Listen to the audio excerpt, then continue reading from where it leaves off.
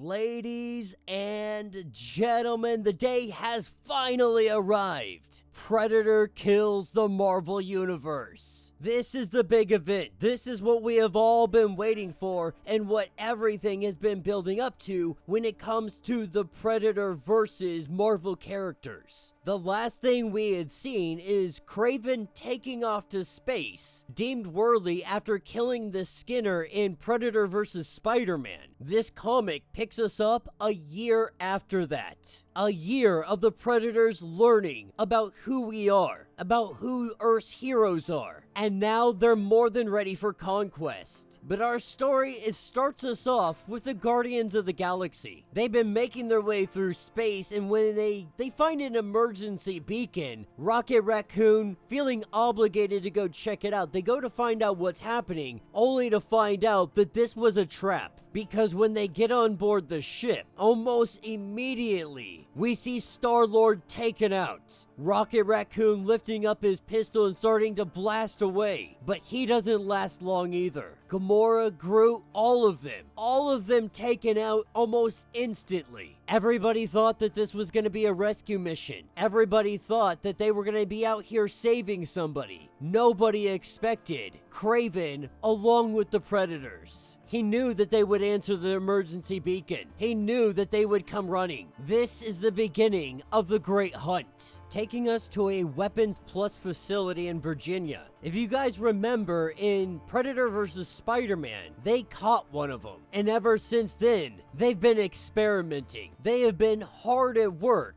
creating Predator X. This is what picks us up on the dark side of the moon. We have the Predator King, who is here to claim Earth. First as a preserve, and then as a home. And of course, leading the charge, we have Kraven, having the inside knowledge, having the information. He's a formidable ally for the Predator King. And for the last year, he's been living among them, studying their ways, teaching them all of Earth's ways. But when we see Kraven fall, we have the Prince. He stands above Kraven. He's definitely not a fan of him. Armed with Wakandan vibranium, he reminds Kraven that he needs to kneel. But this is when Kraven kneels and shows the list of all the Earth's heroes. A roster of the greatest threats that are on Earth. All that are going to be removed surgically. Track down strongest one by one. And then you can take care of the rest in time. The only request that Kraven has, Spider-Man is his. Now as we pick up on the blue area of the moon,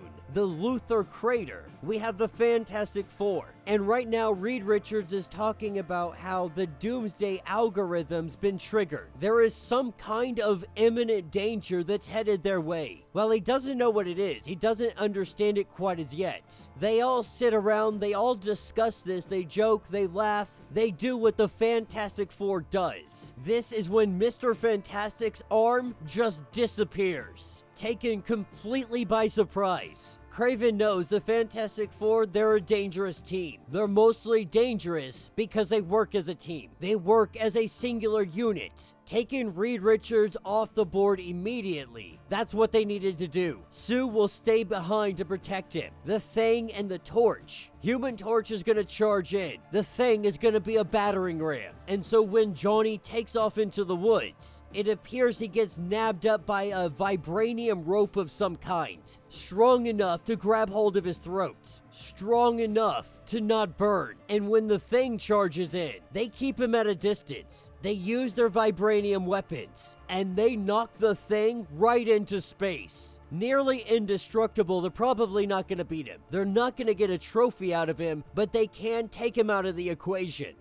And as we see him flying out into space, Sue runs, Reed Richards in her arms. And Reed already knows he's about to lose consciousness. This is about to be the end for him. But he tells her that you gotta listen to me. Because this is important. That whoever they are, they didn't cut me with steel. Not even adamantium. There had to be a powerful enough energy discharge occupying the cut to disrupt any kind of strength in my skin on an atomic level. It had to be highly sophisticated technology, bonded together with vibranium. This is the last thing that Reed Richards says. tears streaming down her face as she sits over the dying body of Reed Richards. The Predator's conquest and invasion of Earth has officially begun. That is where this issue will end. So let me know what you guys think down in the comments. Predator Kills the Marvel Universe is off to a phenomenal start. Now, I will argue I don't agree with Johnny being taken out by essentially being hung. You know, Johnny getting cut up like that, 100%, I could see it. He's a hothead, he goes rushing in, he's quick to jump into action, definitely could fall into a trap. With Reed Richards not giving instructions, Sue Storm focused on protecting, I get it. But in that moment, I don't see Johnny not going nuclear. Like, I don't see him immediately turning and burning, if you know what I mean. Or if he's caught up and on the verge of literally having his neck broken. I don't see Johnny not creating like a little enclosed explosion that goes out at least 20 feet in all directions. You know what I'm saying? Like, he has that kind of power, he has that capability. Also, I don't think I've ever asked the question, can Johnny Storm get hot enough to burn vibranium? I've never looked up the actual number. Somebody down in the comments, let me know. Based off of this, we're essentially saying no, that in this universe, that's not happening, it's not possible. Or we're saying that, at least in a short amount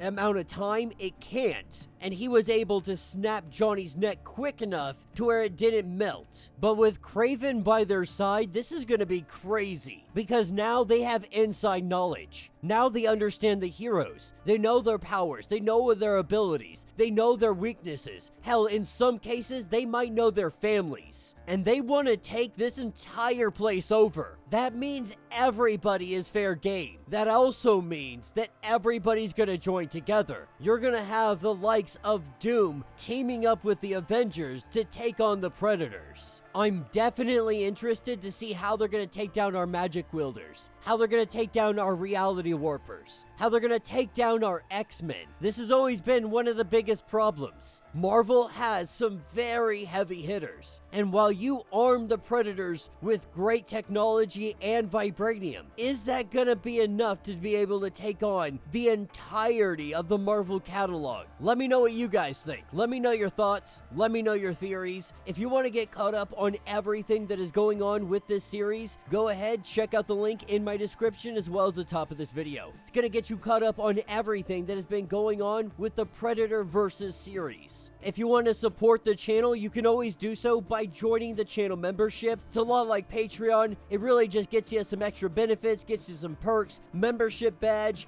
all that cool stuff. Now, if you're not able to do that, the free way to support me, just subscribe to the channel, like the video, hit the notification bell, and with that being said, guys, until the next breakdown.